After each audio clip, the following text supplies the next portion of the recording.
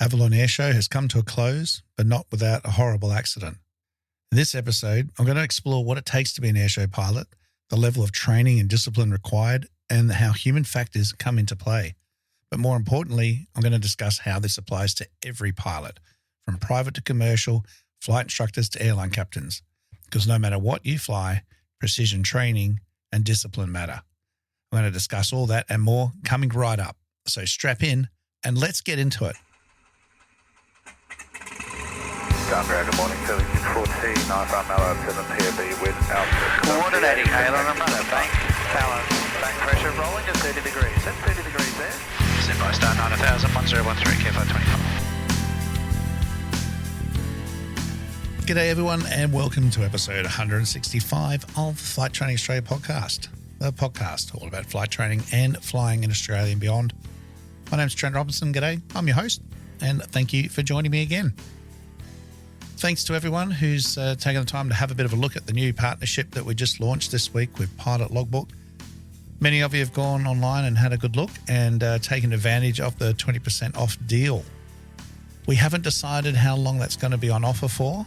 The partnership will continue, but the discount's not necessarily going to be there forever. So if you are looking for a digital logbook solution or a backup to your paper logbook, then go and take a look. The referral link is in the episode description. And I'm using it myself and absolutely loving it. And there will be an update coming out very, very soon with a few little tweaks that I've suggested as well, which will just make it even better. The GA transition course training is back underway. I was overwhelmed with the support from local operators after the 210 I used was involved in a landing accident by another user.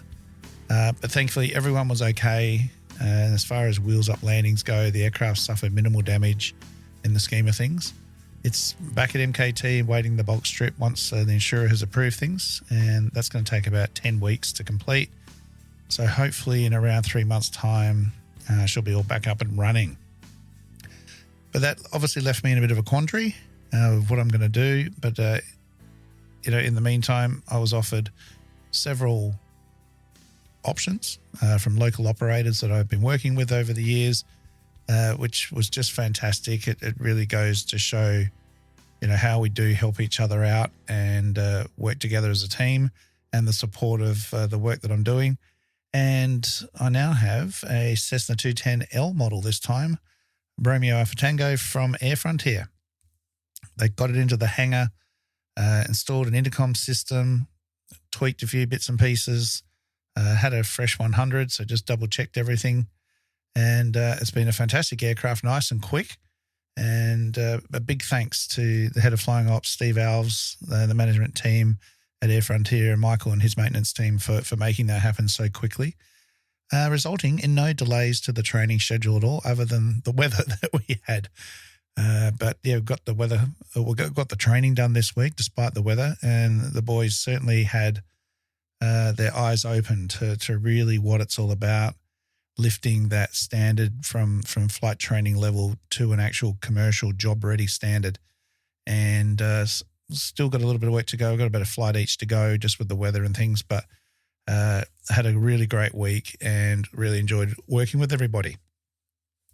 The remainder of the courses so far are booked out until July.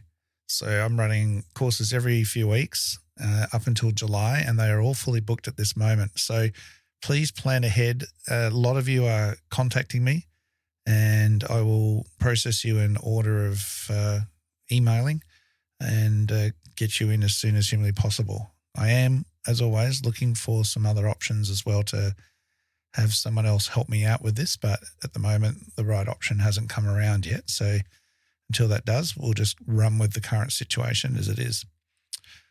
Heaps of IFR training coming up as well, and instructor training from all over Australia, actually. So really looking forward to getting into that, which is commencing today.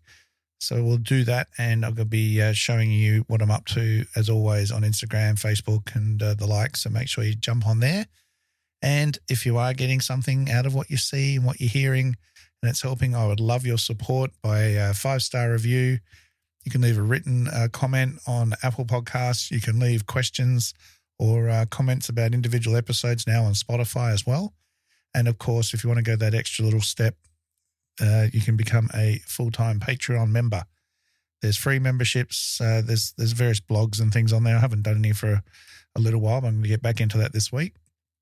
But if you'd like to be a financial supporter of the work I'm doing, then again, there's 3 levels or 3 tiers of membership that you can jump on board. You can cancel any time.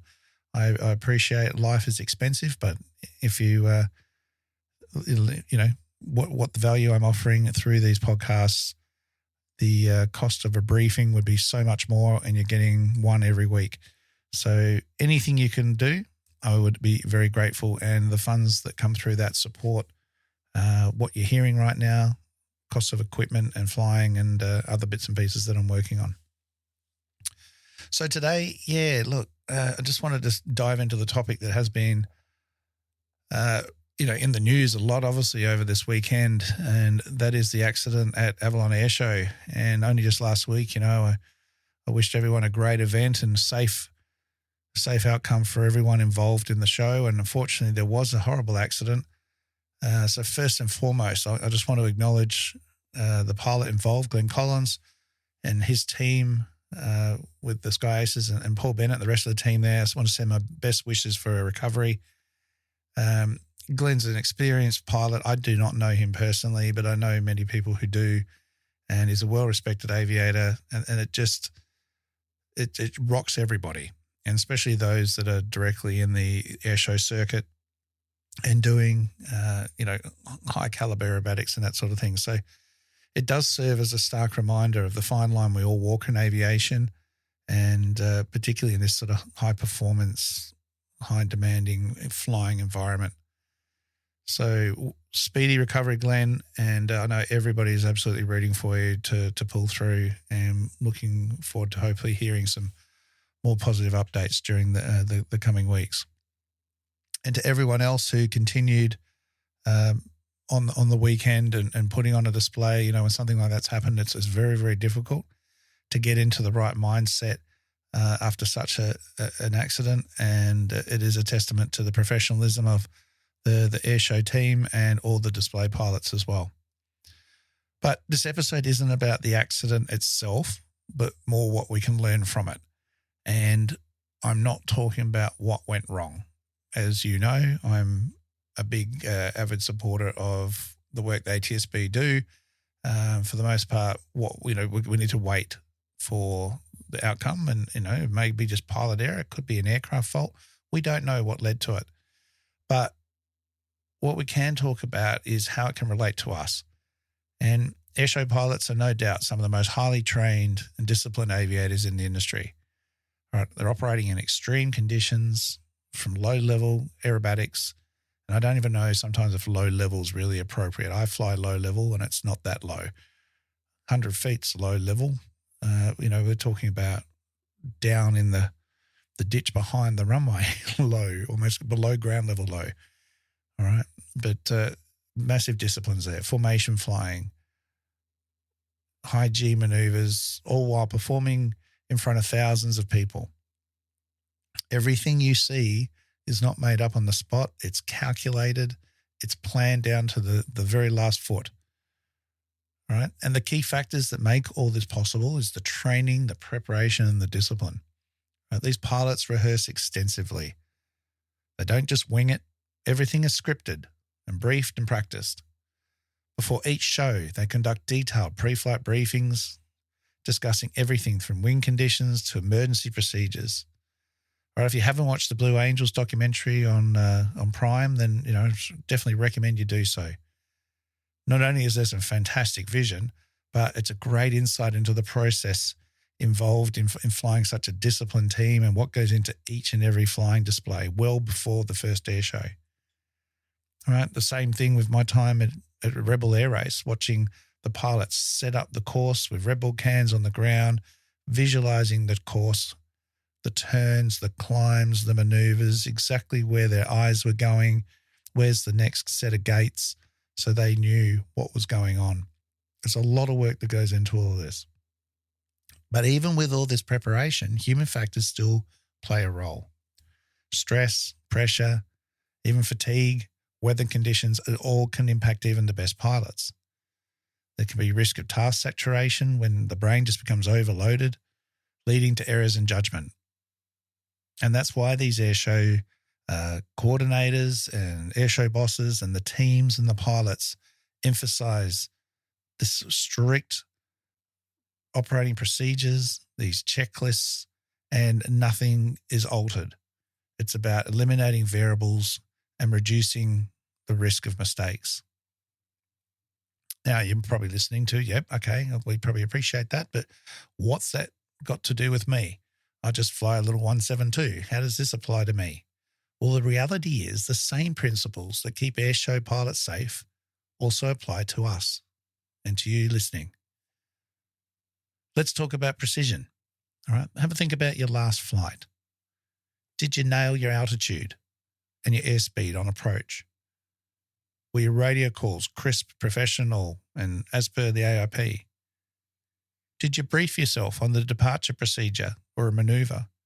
Or did you just go through the motions? Did you do what you briefed you would do? As I've talked about before, complacency can be one of the biggest threats in aviation. We get comfortable, we get used to things going right, we get used to routine. And before we know it, we're not as sharp as we used to be. But aviation can be unforgiving. One lapse in attention, one shortcut, one missed checklist item, it can be the difference between a routine flight and a wheels-up landing in a 210, for example. That's where training comes in. Airshow pilots train relentlessly because their lives depend on it. But you don't have to be doing high-G, amazing formation maneuvers to be putting your life at risk. Yours does too. Right? We still face risks. The moment we start thinking good enough is acceptable, we're in trouble. The best pilots, the safest pilots are the ones who never stop learning, never stop refining their skills, never stop taking shortcuts. They're looking for more information. They're looking to improve their skills or even maintain their skills. So what's the takeaway here? Whether you're an aerobatic pilot, a GA pilot, an instructor, an airline captain, the core principles all remain the same: precision, training, and discipline. We must constantly train, assess our own skills, and never let complacency creep in.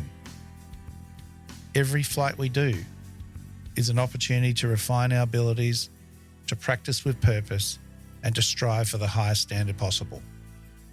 So I challenge you, on your next flight, be brutally honest with yourself. Are you operating at the highest standard possible, or are you just getting by? Because in aviation, just getting by is never good enough. Right, guys, thank you for listening. I hope you've had a fantastic day and have a wonderful, safe week. Again, if you found this episode valuable, useful, please share it with a fellow pilot. As I said in the beginning, please like and subscribe to the podcast. Leave a review. It will help other aviators out there find it and get the benefits from it that you have as well. Helps me more than you know. All right, until next time, please fly safe, stay sharp, never stop improving, and remember the golden rule: aviate, navigate, communicate. Cheers, everyone.